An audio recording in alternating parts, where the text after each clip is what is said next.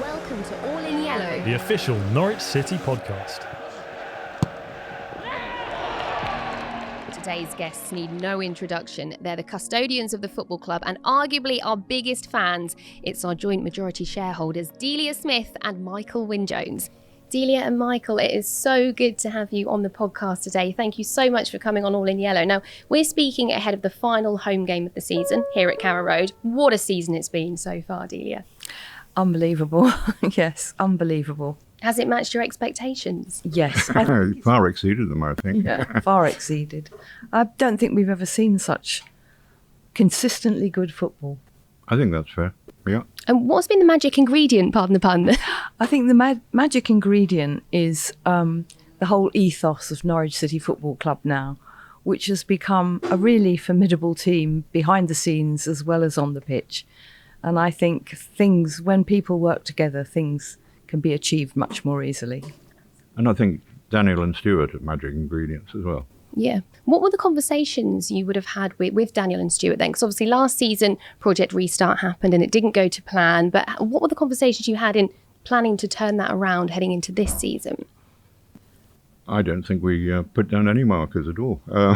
We seem to discover we're all on the same page, don't we, really? I think that's right, yeah. I mean, them and us, we're all more or less pretty much agreed on things. I think that's absolutely right. You don't have to hammer it home at all. Am I right in thinking you're at the training ground quite a lot? Because I listened to a podcast that Stuart Webber recently did, and he said that maybe before he joined, you weren't perhaps quite so present there, but you feel like you can go there whenever you want. I mean, you own the club. Yeah. Well, yeah, we don't own the club because it's our philosophy that the fans own the club. Yeah. But we're caretakers. But yes, we love going to Colney. It's just a family here now. That's the only way I can describe it, really.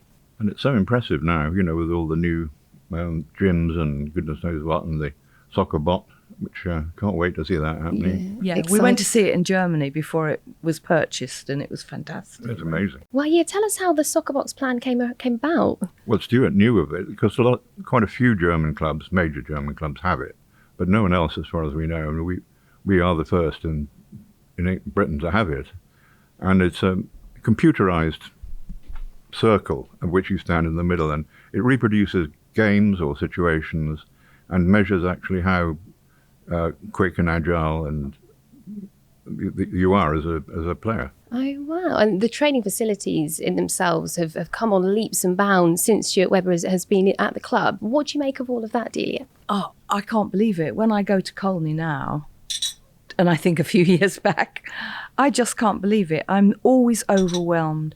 And the one thing that really moves me is the academy being such an incredible achievement, donated by our supporters. Our supporters paid for it. And I think that's just amazing. Yeah. How much have you missed the supporters not being here at Carrow Road this season, given everything they mean to the club?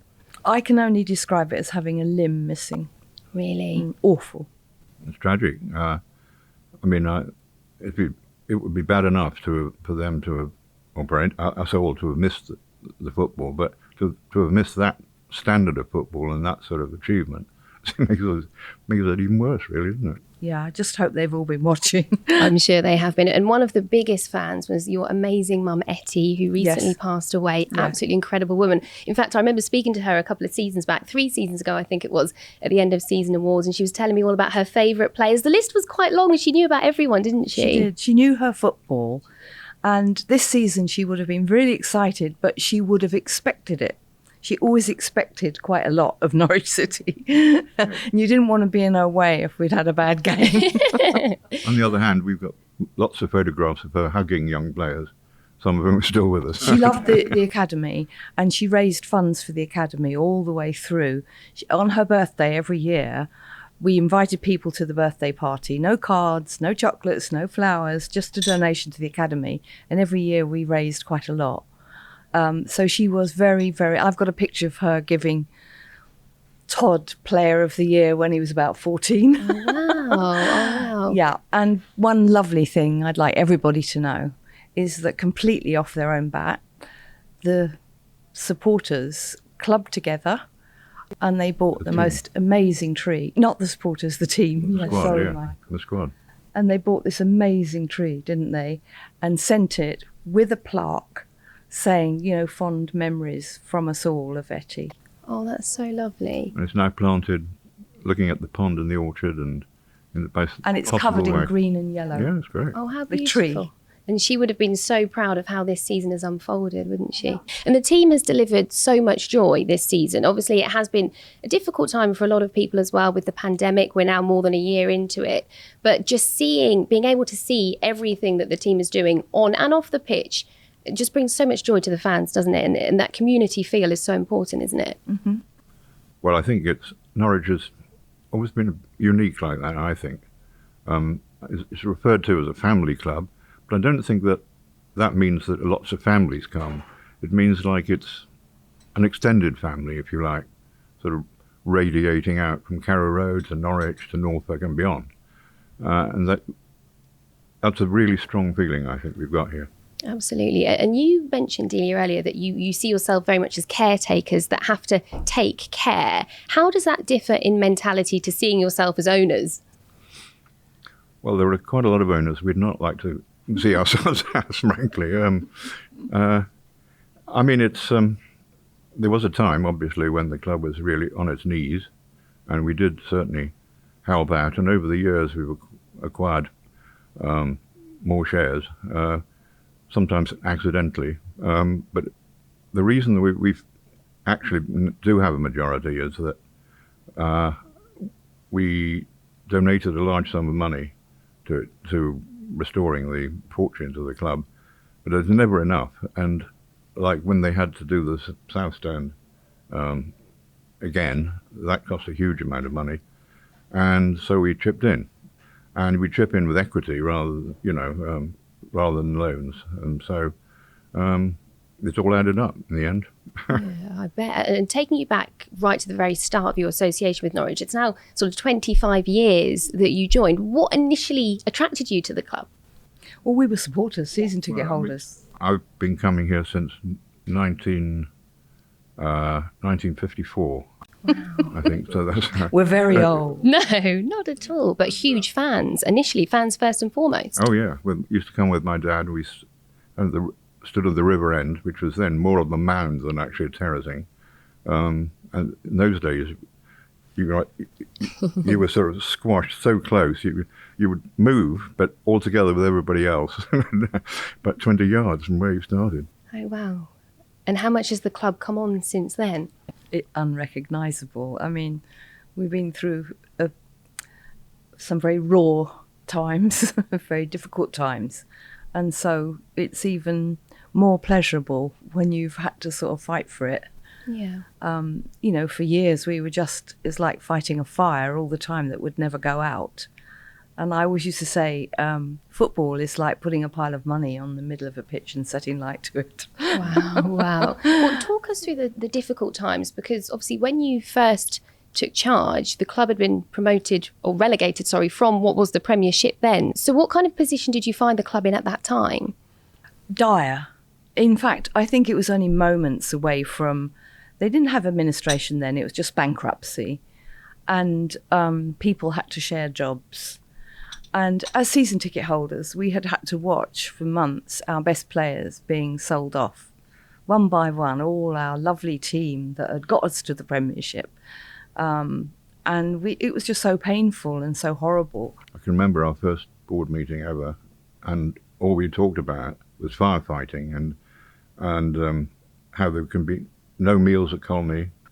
People had to share a job. Job sharing, and any cheque over £5 had to be endorsed by the financial director. Seriously, it was that bad. And how much of a challenge did you see that as then? Oh, it was a challenge. It was like pushing water up a hill. Like, you could never really see a way out of it. But gradually, slowly, not just us, but with the help of a lot of people, former chairman, board directors, whatever, we managed to keep servicing the debt. That's what we had to do, is service the debt every year.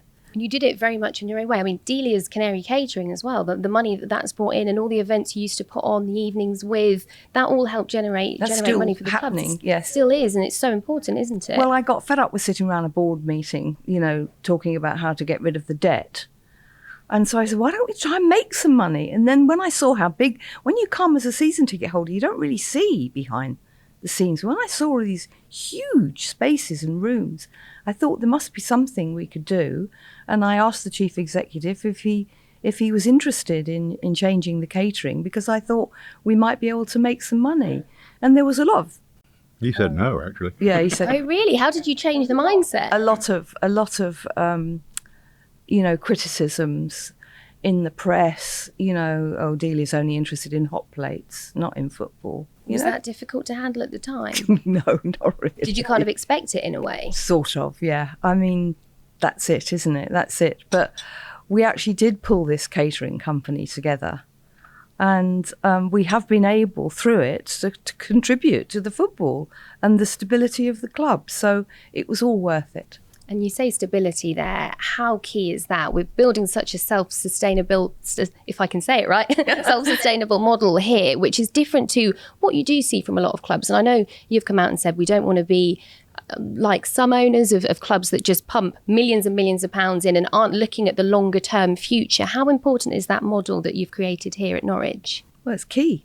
Yes, I think it's the problem with pumping money into a club is that what it does actually is means you have to pay a lot more for players because they know you've got the money.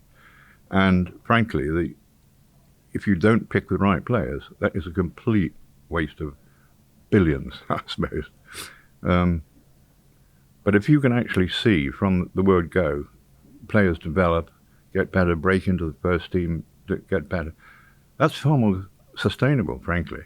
And that's where investing into youth has massively played a part over recent seasons, hasn't it? Yeah, I don't think it's too ambitious a thing to say, but as we've learnt, as we've grown ourselves into what we're doing, I think we now feel very much, not just for Norwich City, but for football as a whole, and we feel that Norwich City has a chance here to really change the face of football if we do everything right and we can keep the team we have now.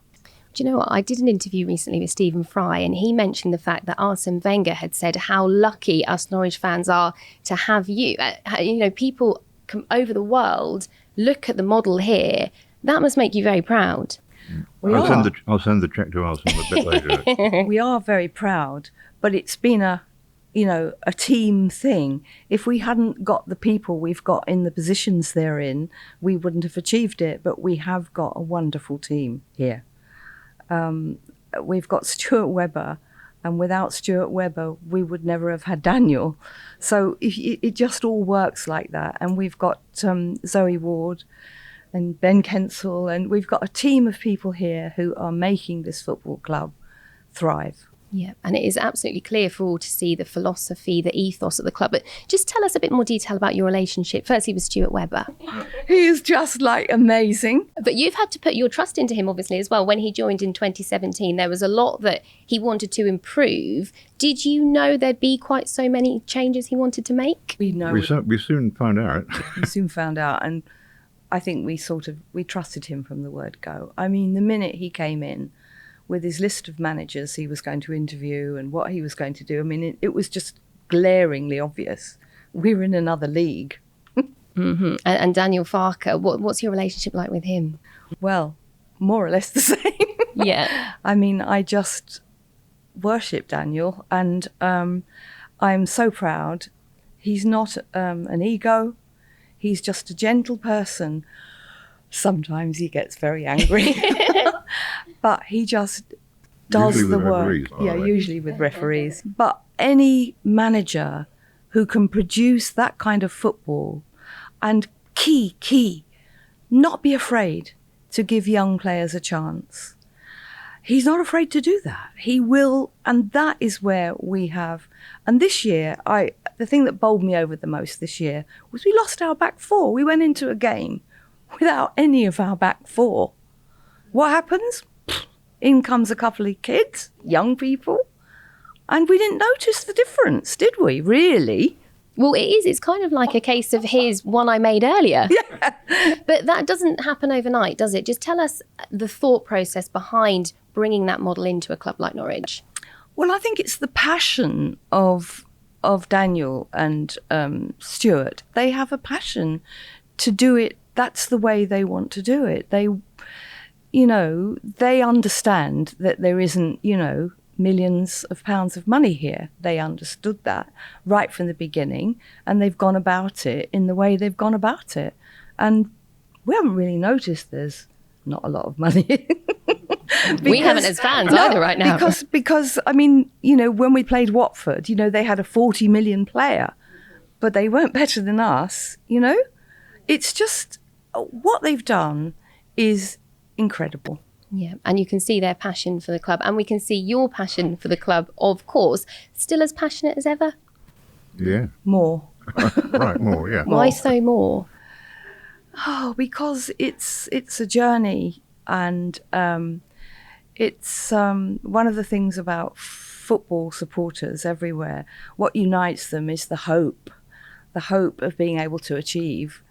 And I really have such a hope to achieve here something that will contribute to the whole of football, that, it isn't all about money. And in what way is it going to contribute to the whole of football? Because a lot of people feel excluded. Clubs feel they're little, they're never going anywhere, and they look at the big multi-million clubs, and it's sort of it's in a different world, isn't it? And so I think we need to give that hope to everybody if we can achieve it. We haven't achieved it yet. We have to be stable in the Premier to sort of really achieve that. Yeah, 2 promotions from the last 3 seasons, though. Not bad. Not bad at all. Hugely impressive. What were the celebrations like? Because I saw you singing the Emmy chant outside Carrow Road after promotion. That was celebration. That was a celebration. That was the best bit. But in here, there were the staff and 4 board directors and the staff with a bottle of champagne, and it was flat as a pancake. Oh, no! Bad timing. We were, obviously we were overjoyed, but it's not like having supporters. And when I saw those supporters outside, I thought, oh, yeah. Yeah, you can see how much it means to you, just being able to go and speak to the fans when you could there. How much are you looking forward to next season when we're all back in the stadium? Oh, well, I can't tell you. I don't know what Carrow Road is going to be like. I mean, can you imagine Carrow Road when they're all back together and the team come out? It's just hard to imagine the joy, isn't it, that will be. And I certainly think what lockdown has taught all of us is, not to take things for granted. Yeah. I get quite emotional about the supporters because I didn't realise, how much I loved them. Yeah. Oh, that's so nice to hear. And where does this season rate among your favourite memories of Norwich? I think it comes out on top. Yeah. I mean, there have been lots of moments and there have been lots of seasons. But I think it boils down to the way the team have played, I honestly think. And the spirit in the club, it's been second to none. And who have you been the most impressed with on the pitch this season? Can't say that. I've been impressed with every single player. And also, I think, thanks to Stuart and Daniel, it just seems to have happened that we get the nicest footballers, the most lovely guys you could ever want to meet. And I think I just pay tribute to all of them. I don't sometimes think they get enough praise, really. People sort of think, oh, they've got a lot of money and this, that and the other. But there's some lovely young guys out there with lovely families. And we love them, don't we? All of them. We can't pick one out. Okay, that's a good answer. And how much communication do you have at the training ground as well? Do you go in there every week or so, every couple of weeks? How does it work with you guys? We were going quite regularly, but not in lockdown. We haven't. We belong to the old ones who have to isolate themselves, So we haven't been going this year as much as we would have done. But you've obviously seen the improvements that have taken place in the training ground. How has that all come about? How do you have conversations with the plans for the training ground? Because that is a player's home, isn't it? Yeah, but it's not our call. It's the people who play football who design all that and work out how to do it. And you have to put a lot of trust into them as well. Yeah, and it's outstanding, isn't it? It's outstanding. And do you have much communication with other owners of other football clubs, obviously now back in the Premier League? Yeah. Clubs run differently by different owners. What do you take from other clubs and other owners to do and to not do? Well, when we have to say, of course, with the lockdown, we've not been seeing them this year, but we've spoken a lot to most of them, I guess. And what you get from a whole lot of them is they face exactly the same problems as we face. They may not answer in the same way, but the problems are there. Mind you, we haven't spoken to any Arab sheikhs or American billionaires because they're not around. They don't go to football. Fair enough. And that's not what you're about, is it? Well, I just want to get your take on the European Super League, which has sent shockwaves across football over the last week or two. What are your thoughts on that and those plans that were taking place, those conversations that would have been taking place as well to try and make that happen? Absolute nonsense. I think that all the arguments against it have been well rehearsed now, and but I mean, can you imagine supporters forking out huge amounts of money to travel to far ends of Europe on a regular basis, and quite apart from the sort of the greed element of it, how on earth they thought they could fit in an extra 20 matches into what is already a absolutely crammed season anyway. Nobody's thought it through, for heaven's sake. Does it frustrate you to see the greed that is in some areas of football, given the model that you have here? Yeah, it does. I mean, I think there is just a little element of disappointment. I mean, it was shock, horror, and I agree with everything Michael said, but there was a little element inside me that said, "Oh, go then." And I'm quite sorry they're still there, really. Fair enough, I can understand that. Was the first you heard of it when it came out in the news, or were there kind of rumours that this might be taking place? When it was announced. I mean, it was so funny that it was announced 11 o'clock at night, American time. They were announced at our time, but in America, in the daytime, that sort of struck a chord. And no, the way it was announced. And I mean, I think Stephen Fry had the best comment of all, because he said they have achieved, those 6 clubs, what no government, the whole of Europe hasn't been able to achieve before, and that is to unite everybody. Yeah, exactly. You had Liverpool and Everton fans all agreeing on the same thing, didn't you? And how important is football in bringing people together, especially during this pandemic more than anything? There's nothing like it. There isn't anything, I don't think. Other sports, yes, but football is a world family. It definitely is. And you asked about other owners. I mean, we're all competitive, but when we're together, we're all together. And, sometimes Michael and I will go to a pub after a football match where the opposing fans are and our fans are, and to see them all mingling together and having a lovely time. And there is definitely an emotional tie between football supporters from wherever they come from. There's something, even though it's competitive, there's still this sort of thing. You'll never, wherever you are in the world, there's a football supporter. And why is that so special here at Norwich, that fan base? There's nowhere else for them to go, to be absolutely honest. We're very lucky then. We're lucky that day. Except one place they don't want to go. Don't say it, Delia. They don't want to go to Cambridge. And how excited are you about seeing, how the team will come on for next season? Because we've looked at the likes of, say, Max Aarons. I know you've talked in detail about him. Just tell us about how proud you feel to see these young players come through the ranks and then be linked with other clubs. We saw James Maddison now playing for Leicester, and actually it was your mum Etty was very, very proud of him. I remember talking to her a couple of years ago about that. That must make you feel very proud. We are, yeah, absolutely. And we love them. We just, when they've gone, you know, we still catch up with them when we go to play them. You know, we always see them, don't we? Go down and say hello, because we get really, really fond of them. But no, we are very proud, and I think, you know, that's a big tribute to Daniel and to Stuart, that they can take a young player and make him into a fantastic player that can then go on and play in the top, at the very top. That is a wonderful achievement. And I can remember James Madison's parents sitting, having lunch with us at that table there, telling me how James had been really, really affected by the coaching of Daniel, how it had improved his game. And what's been the trickiest moments in your ownership? You said there have been some difficult times. Obviously, it's brilliant at the minute, and it has been over the last few years. But just talk us through some hard times that you've had. Mainly financial, obviously.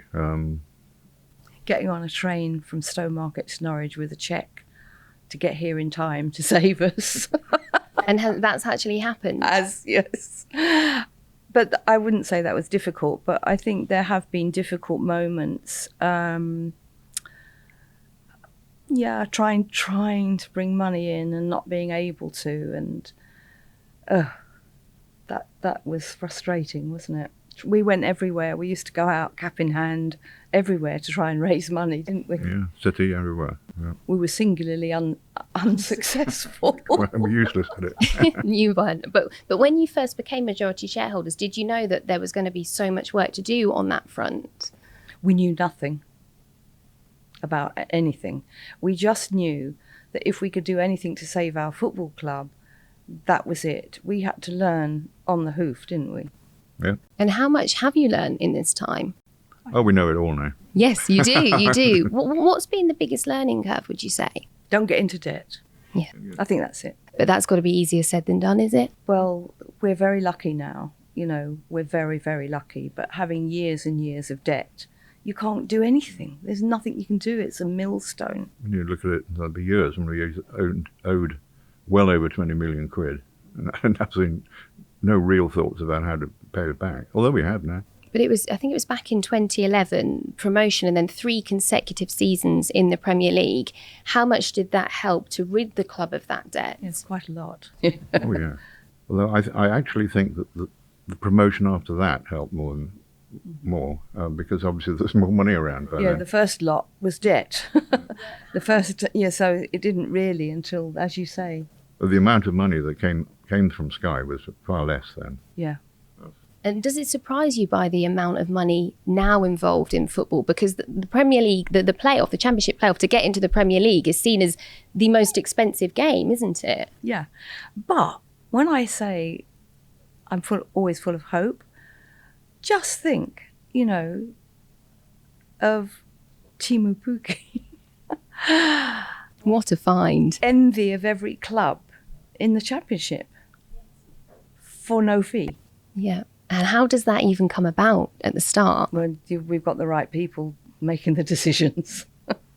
We are very lucky now to have a very good research and scouting network now. Yeah, data analysis. Data analysis, huge, yeah. And how healthy is the club now in a position? We have actually obviously lost a lot of money because of the pandemic. But I think we've managed to keep our heads above water, which a lot of clubs haven't. And the key to it actually will be what we get for next season and seasons after that. So it'll be the icing on the cake. All our income streams were taken away. All the catering, for instance. We haven't had anything, no restaurant. Ticket sales, weren't And no one could have seen that coming, could they? But that's a credit to the model of the club that Norwich have been able to deal with it perhaps better than some clubs, would you say? I think, yeah, in all modesty, I think that is true. And we've done a few little things, like we've started selling cakes. Yes, and who better to do that? We've got we've got a wonderful pastry kitchen. So in the lockdown, the pastry kitchen have been making and selling cakes. They've never been busier, have they? And I love how positive you've always been through all the ups and the downs as well. I remember when we were relegated to League One, you saw it as a challenge, and wow, did that pay off? Paul Lambert came in, back-to-back promotions. Where does that rank in your achievements here so far? Well, I think the first game back in League One, if you remember, we were 5-0 down against Colchester in the first half. They all went home, the supporters, at half time. Yeah, they're tearing up their tickets for poor Brian Gunn, yeah. But to go from that, it was just, we've got to be the nadir of the thing, through to winning it.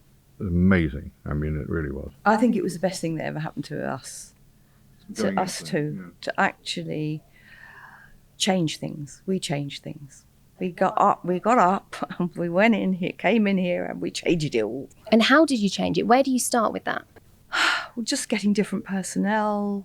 Administrative systems are different now. The administration is a different way of doing it. And it was the beginning. And also, I think, the supporters kept coming, even though we were in that league. I'll never get over the fact that the season tickets for League One were the highest That says a lot about the club and the fans, doesn't it? The supporters were supporting us, when we most needed it. We had a terrible time from the press, but then we always had a terrible time from the press. Do you let that affect you, or did you let that affect you? Stop reading it. Yeah, not really. We don't read it now. I know they've closed down social media, but that doesn't mean nothing to us. We don't do social media, so we live in happy oblivion. No, absolutely. And 6 promotions during your ownership. Yeah. Would you have expected it to have been such a roller coaster? Because there's been relegations as well. But I guess the down moments must make the ups even more brighter. Yes. Yeah, I'm not sure that's true. I think, yes, of course, I know we're known as a yo-yo club, much as I hate the phrase. But the aim now is to stop being that. And your aim is for us, obviously, to be sustaining the level at the Premier League. How healthy is that now as a realistic aim, do you think? Completely realistic. Yeah, completely realistic. If we can keep the personnel that we have running the football club. Absolutely. So we had the relegation in 2014. That was quickly then forgotten in 2015. The worst way perhaps not to go up, but the best way to go up at Wembley, that's got to be up there with one of your favourite memories as well. Yeah. Oh, yeah. That was the pinnacle, I think, probably. Even better than this season so far? Or different feelings, I should think. That moment, that one day and that one moment was amazing. Because the other time we went to the playoff final, we went to Cardiff. Yes. So because it was at Wembley and just seeing our supporters. Every street filling Wembley. Leading up to Wembley on the Norwich side was packed with yellow and green. And the windows, the door, everything. It was quite moving. It was, wasn't it? I was there too. One of the best days ever. And afterwards, we went to, after it had all finished, we went to TGI Friday and sat and had a wonderful evening with all the Middlesbrough supporters who were all congratulating us. You see, that's football. It's wonderful. Was the food up to your standards though, TGI? Yeah, I like the old hamburger every now and then. Good. No, that's good to hear. Well, thank you so much. It's been an absolute pleasure to speak to you today. And enjoy the last home game of the season and enjoy the rest of the season as well, the last couple of games we've got. Thank you so much and all the best for next season. Thank you very much. Thank you.